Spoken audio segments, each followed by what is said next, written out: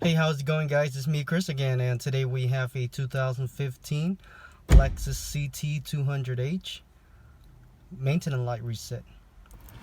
We are going to use that screen right there. As you can see, there is a button right here, and we're going to be using that button and just that button. Go ahead and turn on your car without starting.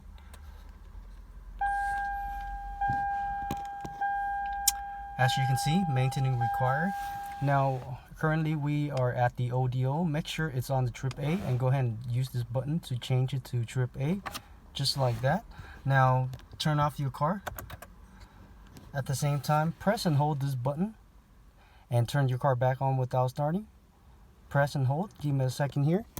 Turn on your car without starting, and you should see the blinker running just like that. Guys, make sure you click that like.